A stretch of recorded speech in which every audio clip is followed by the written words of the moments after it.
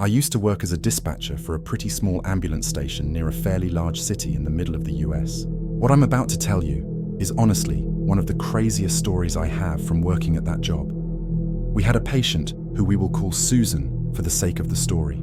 She was in her late 70s and very weak. Every single week, she had 3 fixed appointments to attend to check up on her health. Our task was to pick her up from her home and bring her to her appointment and drop her back home afterwards. She lived with her son, who we will call David. He was in his late 40s and was always at work, so that's why we got the task to transport his elderly mother. Everyone knew her at the station because we had been doing this for quite some time with Susan. We were all familiar with her and her son, whether it was the crew seeing her in person and taking care of her, or speaking to her or her son on the phone frequently about the appointments as I had done. You could say she was the most famous patient at our working place. Naturally, when our crew had news about her health, they would report back to keep everyone in the loop with how she was. At one point, she was not feeling well at all, but she wanted to go to her appointment, so naturally we obliged and took her in. At this appointment, while receiving her treatment, she lost consciousness and was promptly taken by our crew to the hospital. When it was time again for her appointment, we gave the hospital a call to see if she had been released and was able to go to the appointment. The hospital staff informed us that she would likely be released the following day and would be receiving the treatment in the hospital. Then the next treatment time rolled around and we called the hospital. We were told she had been released from their care the other day.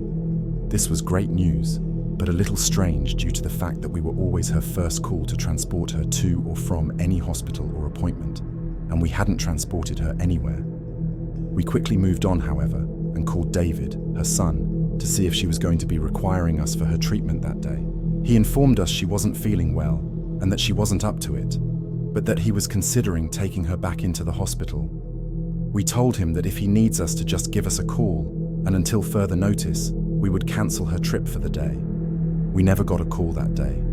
Next appointment rolled around and we called David again to ask if she will be going. He said that she's sick and that she's back in the hospital. Weird again, since we hadn't taken her, but didn't seem that off considering her health had been deteriorating. Next appointment, same thing happened. We called David. He told us his mum was in the hospital. We moved on. Now this is where things took a bit of a turn. When the next appointment came up, we had tried calling David to ask about his mother's status, but he never answered or returned our calls. So, being that we had a contract with Susan and were to take her to these appointments unless told otherwise, we sent a crew to collect her for treatment. When the crew arrived at scene, they knocked on the door to no response. They knocked again and were greeted by David smoking a cigarette. David seeming surprised, the crew said they were there to pick up Susan for her appointment.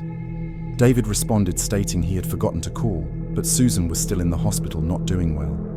The crew gave their best wishes and David shut the door, but the crew felt like something was off. They immediately radioed to dispatch that something was wrong and they requested we call the hospital.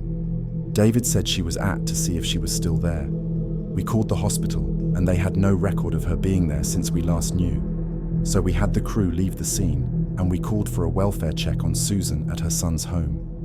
We heard nothing the rest of the day from police, David, Susan, or anyone else involved. The next morning I came into work and the very first call I took began with, "This is the sheriff speaking. I'm calling to report back on the welfare check you asked us to perform yesterday."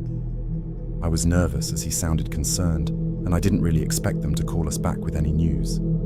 He proceeded to let me know that upon arrival to the home, they spoke with David, who was adamant his mother didn't feel well, but that she was home from the hospital. The police asked to just check on Susan to make sure she was all right, and eventually David obliged, letting the police in. Once entering the home, they were met with a grim scene combined with a horrible smell. They continued to explain that what the officers observed was the lifeless body of Susan propped up on the couch wrapped in blankets, as if she was watching the television. But she had been deceased for a while. They calculated that she had passed away at least around 2 weeks ago. When speaking to David, they found out that he had been changing her clothes regularly and, in his words, watching TV with her. Obviously, he was suffering from some sort of mental issue and grief, but the sad thing was, he had never taken good care of her until she wasn't alive anymore. This incident didn't get news coverage. We didn't hear any updates from the police. We We don't know if David was held accountable for what he did. We're left with unanswered questions. I hope David got the mental help he needed.